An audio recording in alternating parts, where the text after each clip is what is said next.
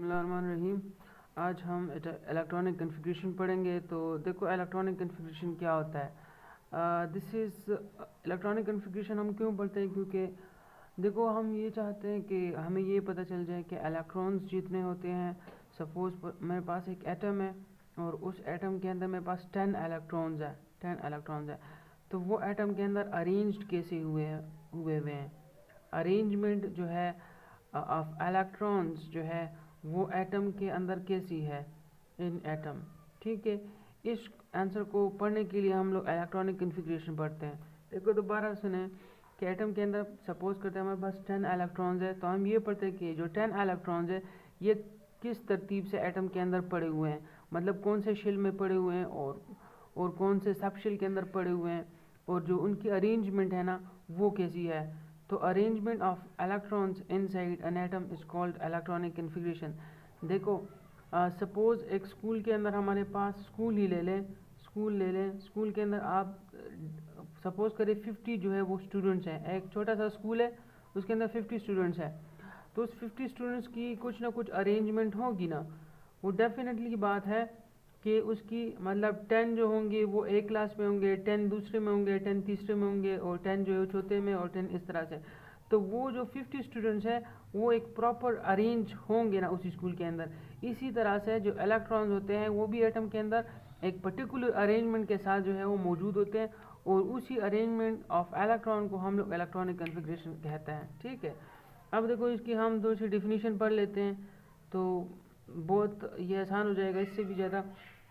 देखो the arrangement of electron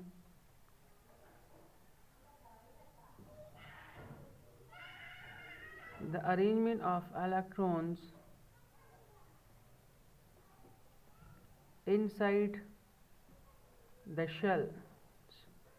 shells of an atom is called electronic configuration. It's called electronic configuration. ठीक है, electronic configuration क्या है, वो अरेंजमेंट है कि इलेक्ट्रॉन्स की अरेंजमेंट को इनसाइड द शेल हम इलेक्ट्रॉनिक कन्फिग्रेशन कहते हैं कि अरेंजमेंट जो हो वो किस तरह होती है। अब उसी अरेंजमेंट को हम लोग इलेक्ट्रॉनिक कन्फिग्रेशन कहते हैं। अब मैं आपको पढ़ाऊंगा कि हम कैसे इलेक्ट्रॉन को अरेंज करेंगे। How to arrange electrons in an atom. ठीक है, तो ये क्वेश्चन है। देखो डिफिनीशन तो क्लियर है, उसमें कोई मसला नहीं है, लेकिन उसकी अरेंजमेंट बेसिकली है किस तरह। मतलब ये है कि अरेंजमेंट ऑफ इलेक्ट्रॉन जो है वो है कैसी, अरेंजमेंट ऑफ इलेक्ट्रॉन कैसी है।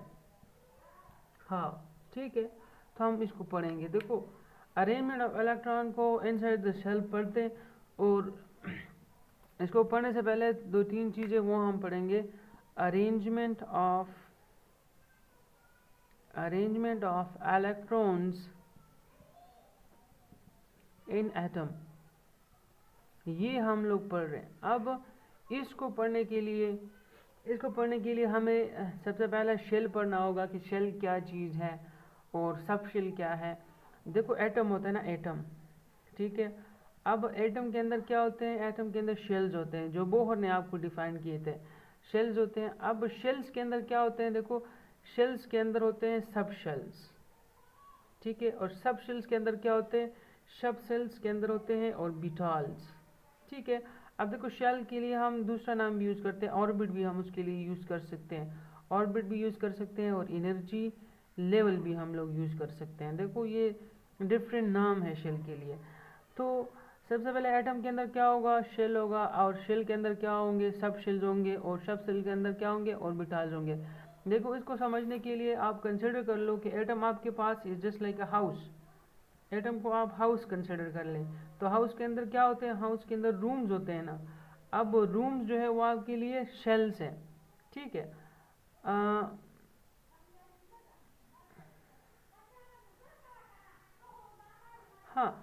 अब देखो